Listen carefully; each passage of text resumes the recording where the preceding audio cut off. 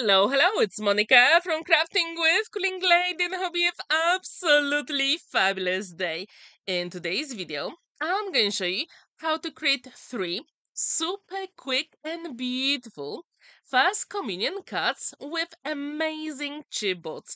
If you've never made first communion cards or you used chipboards, this video is for you. For my first card, I've got 6 by 6 inches card blank and I'm going to use Blessed Day digital collection from Ni Mniej Ni Wiecej. All the links are in the description down below. As you can see, it has those beautiful soft blue colors, and I thought it would be just perfect for that first Holy Communion card. With the blue design paper, I'm going to cut it to 5 3/4 by 5 3/4 of an inch. And the smaller panel is 5.5 by 5.5 of an inch. Then I've got a cutting die from Crafters Companion, and as you can see, it is so beautiful and elegant. So I thought, let's use it for first communion card. If you don't have this die in your stash, you can use anything that you've got. I'm pretty sure you absolutely have some stunning elements. And to die cut that element, I use pearlescent card from Crafters Companion, which means if you tilt the card, it has that beautiful shine and elegance to it. Now it is time to attach all those elements together. And as usual, I use my liquid glue because I do have time to maneuver the elements. And later on with that die cut, I wasn't very happy with the placement, so I can easily peel it off and fix it. So if you do have very intricate die cuts like in this case, please use liquid glue because then you can adjust everything, which I think is really cool. And I also wanted to say Happy Easter! Today is Saturday. I'm a little bit late with my video this week, but I was very busy with some other things. So stay tuned because there are lots of videos coming your way very soon. I do hope if you celebrate Easter, you'll have absolutely amazing time. I'm actually going to see my family and friends tomorrow, so I might have some time to create other projects at home as well. So as you can see, when you use liquid glue, it is so easy to adjust all the elements. Now it will be time to add another element at the top because I thought that square is a little bit too plain. So with the leftover design paper from Blessed Day collection, I created a smaller square. So you can always do it. Do not throw away your scraps of beautiful design papers because sometimes all those elements will match beautifully with your projects. Now I've got the chipboard from Red Point. It is a UK-based chipboard company, and I have to say their chipboards are absolutely amazing and so easy to work with. If you haven't seen my video where I present you all the chipboards I got from them, the link is at the top right corner. And in the description down below, I also left the link to their Facebook group, which is amazing because you can request anything you want. Even you can choose the font and the size of your chipboard, which I think is really cool. So for my projects today, I'm only going to use the chipboards from Red Point, and you will see lots of designs in this video. As you can see, some of the elements are cut very intricate. So what I'm going to do, I'm going to put lots of liquid glue and then add here all those elements in. Super quick and simple. I'm not very familiar with working with chipboards, but I have to say that these are amazing to work with. So now it will be time to add the name of the recipient, and in this case, he is called Mikołaj. And at this point, I thought something is missing. I really like the blue background, so I thought let's add shimmer ink from Spectrum Noir just to add even more interest and color to the whole card. And this one, when it dries, it has that beautiful shine to it, which will actually work with the pearlescent card I use for the die cut. If you have excess of the ink, you can always use a tissue and that will be perfectly fine because this is a pigment ink, which means it will dry for a long time. Now I'm going to use my liquid glue and attach the name at the very top. When this is ready, I thought it is slightly plain, So, what can I add to make it even more special? And I have to say that in the Blessed Day collection, you also get some beautiful elements to fussy cut as well. And just to make sure it is exactly the same level, for the chipboard, I'm going to use some double-sided foam adhesive. And that is the way to go. Because sometimes when you have beautiful, very elegant designs, actually the dimension really makes a difference. So if you create very beautiful tone-on-tone cuts or white-on-white, that is the way to go. And you can always cut your double-sided foam pads into smaller pieces as well, so everything will be exactly where you want.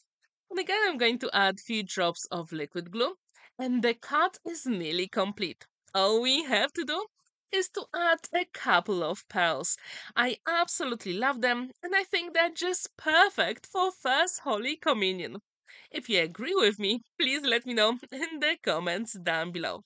So as you can see, I've got some around the beautiful chipboard and the cut is complete. It stands proudly on the flat surface and there is plenty of space to write your message. So now it will be time for cut number 2. For this cut, I've got 5 by 7 inches cut blank. I'm going to fold it in half and then use my bone folder just to score and burnish that line. So when this is ready, then you have to decide if you want the portrait or landscape mode. I decided to use those two beautiful design papers from Blessed Day collection. And as I told you, all the links are in the description down below. So the first panel will be cut to 4 3/4 by 6 3/4 of an inch. And the blue panel is 4.5 by 6.5 of an inch. When these are cut to the size I want, then I'm going to assemble them together using my liquid glue. And at this point, I thought, let's use something extra. So with the leftover white card I had in my stash, I decided to cut some laces. So yes, you can always use your leftover white scrap paper and then use any lace cutting dies. And that's what I did for like an hour. I created lots of those die cuts, so then I've got them ready for all the other cuts I'm going to create later on. It's always a good idea to add some extra glue and then I can assemble the front panel at the front of the card. And if you want, you can also add some dimension, but here I decided against it because I think it looks really good as it is at the moment. When this is ready, then I die cut that beautiful element from the same pearlescent card from Crafter's Companion. And I have to say, that this cutting die is so amazing to work with. I got it from Heartfelt Creations. I absolutely love it, and it is one of my favorites at the moment.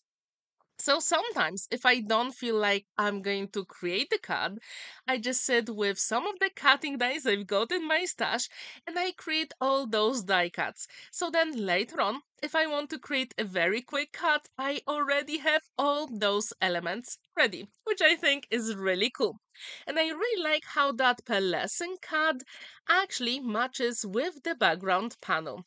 So here there is another chipboard from Red Point, and this one it is so pretty. And as you can see, I chose this die cut for a reason, because the chipboard has that circular shape, so I thought they will work together very well. And as you can see, I'm just applying glue and I'm going to attach it to the card. So for this video, I didn't really do much with those chipboards. I only added some ink, but you can also use some acrylic paint to add some color and waxes, and that will be perfectly fine. Now I created a sentiment in Polish on Canva and I printed it. And then I also have the name of the recipient from that Red Point company. I absolutely love it. So if you would like to get any chipboards, I do recommend. So please check the link to their Facebook page. You won't be disappointed. And as I told you, they can create anything you want with the font and size you want. So when this is ready, now it will be time to assemble the elements on the card.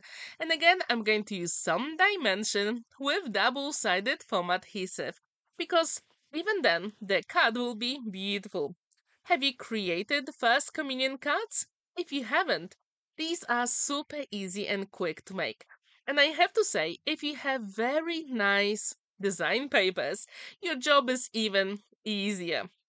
So now I'm going to peel off the backing of that double-sided foam adhesive and then attach it to the top of my card. Now it is time for the name of the recipient, and again I'm going to use my liquid glue because I do have time to maneuver the elements if I need to.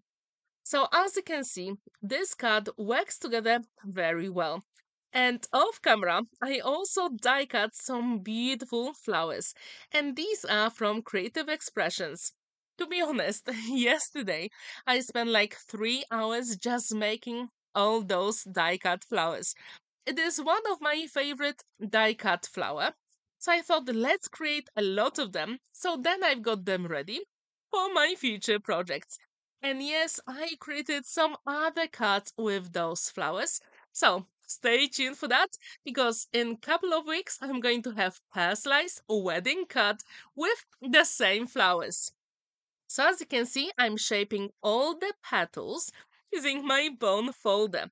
But if you want, you can also use a very thin paintbrush or even your pokey tool. And that's what I did with some of the flowers off camera. Now I'm going to offset them and then attach them to the card. If you want, you can also use the same pearlescent card like you did for the die cut. However, I really wanted to have solid white here. So it really stands out with the chipboard and the die cut I created. And again, I'm going to fold all those petals to make them very real. Oh, I should say organic. I'm putting a few drops of liquid glue in the middle of the flower, and when this is ready, then I can assemble the flowers on a card. And I have to say, these flowers come together very quickly. So in the die set, you have 4 different sizes, which makes it so much easier to work with. And if you use 160 or 180 GSM card, you can put 2 pieces of card and die cut 2 at the same time. And that's exactly what I did, just to save some time. So in the end, yesterday I created 60 of those flowers and I was very happy with the result. Now it is time to place the flowers on the card and I really wanted to have them like on the diagonal line, but also opposite some of the elements of the chipboard. So when they are ready, now it is time to add some petals in the middle of the flowers, just to make them even more special. And I also added some tiny petals in the top corner, just to finish it off. And the cut is complete. Super simple. There is plenty of space to write your message inside. And now it is time for cut number 3. I've got that cutting die set from Tattered lace, and I'm going to use the bigger one first. And I'm going to use 300 GSM white multi-purpose card, and that'll be the front of the card. Then I'm going to die cut one more element, and this one is from pearlescent cut, exactly the same one I used for the 2 first cards. And then I'm going to use white card just to have some variation. And with the biggest die, I'm going to die cut it 2 more times, which means I'm going to have it for the front and the back as well. The cutting die set also comes with the embossing folder. So I'm going to use it to add some dimension to all the elements. And I have to say, this folder and cutting die set are absolutely amazing.